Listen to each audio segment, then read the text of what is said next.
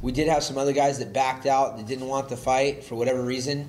We were supposed to actually headline. I heard that it was supposed to be Caraway and I headlining the Tough finale, and he didn't take the fight. So, he brought Eddie Wineland out of retirement, who had broken his jaw and decided he was done fighting, and Caraway calls him out, and now he's calling out Michael McDonald, who we haven't seen since he vanished like a fart in the wind after our fight. It's like, you want to step up, let's do it. But he didn't take the fight, so this guy stepped up, and I can appreciate that. And I mean, for me, I treat everyone like an equal, whether they're a fighter or someone on the street, whatever it is. And I'm going to take this guy very seriously, and it's a big opportunity for him, but it's also a big opportunity for me. I get double the money. It's another, part of my story, and move towards the things that I want. I mean, I'm not going to be doing this sport a whole lot longer, to be honest.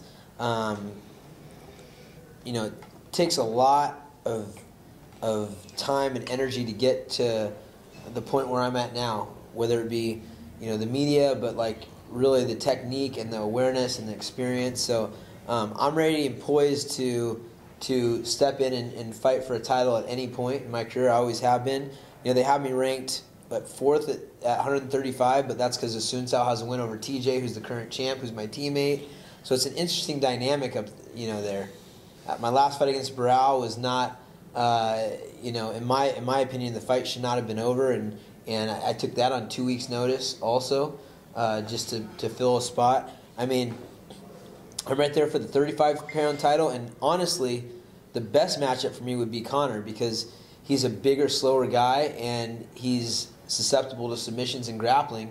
And like I said, that's my bread and butter, on top of being a guy that can strike and be durable and be fast and creative. So, that's a fight also I'd like. I mean, at 45s, that's really the only fight I'd like to do.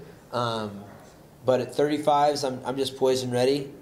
I don't have any I need to get that belt in order to have anything. I'm a happy guy.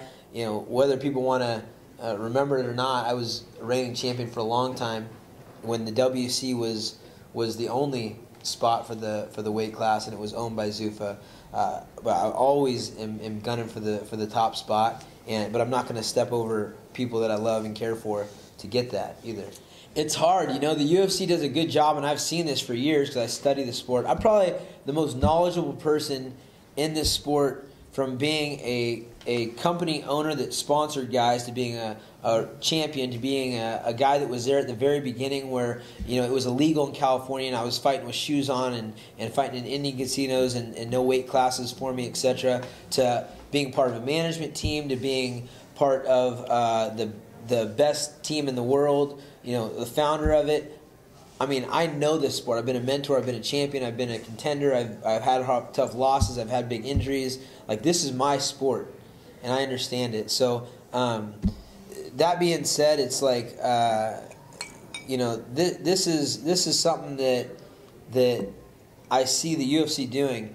They give you, as your career gets better or gets more progressive, they continue to reward you for sticking in there. And the money gets better, the notoriety, the perks get better if they're a guy that they want to stay.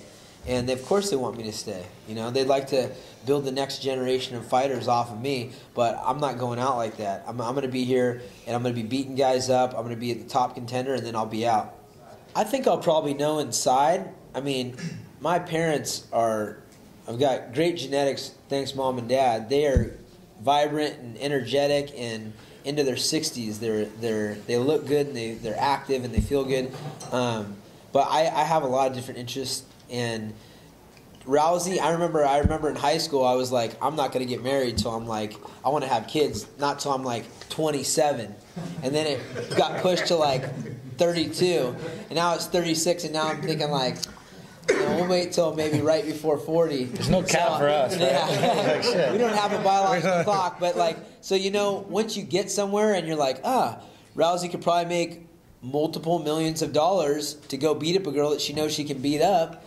Is she going to pass that up when she's 31? Probably not. So, I mean, saying things is one thing, doing things are another. I feel great. I feel amazing. I test myself with guys like Cody Garbrandt and Chad Mendez and TJ Dillashaw and Joseph Benavidez and Chris Holdsworth. I mean, these are guys that are, you know, there's gonna be a 40-year span from the guys that I'm training with right now to when I finish my career.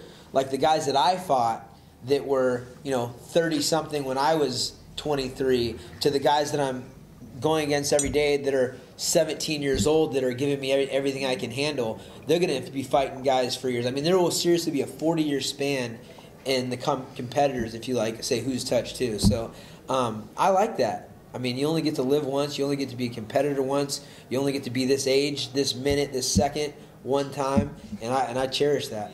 But honestly, I've got a lot of stuff going on where I mean, I have a lot of business stuff going on. I have multiple things inside and outside of MMA. I'm doing my first movie. I'm interested in a lot of different things, real estate and things like that. When my focus gets so pulled away from the sport that it's not important to me, that's when I'll know it's time to step away. And I'm not scared of a fight. I don't think I will be till the day I die. And I don't think I ever have been, you know? So that's something that you always have to remember, like, just because you're not afraid to fight, is it the time to fight? And that's where you have to be self-reflective and you know, it's easy to have a realistic view though when you have killers like Cody No Love, who's going to be a superstar in this sport you guys watch, and see guys like Angelo Trevino and Joseph Morales, and those are two guys that have trained with me since they're 11 and 12 years old that are now, you know, 22 and 23 and undefeated as pros. It's easy to gauge where you're at, so I'll be aware of that. Well, I think everything is going to lead back to real estate. So, you know, business, I love business. I love the fight game. You know, if I really enjoy it, for sure, but we're going to have to see.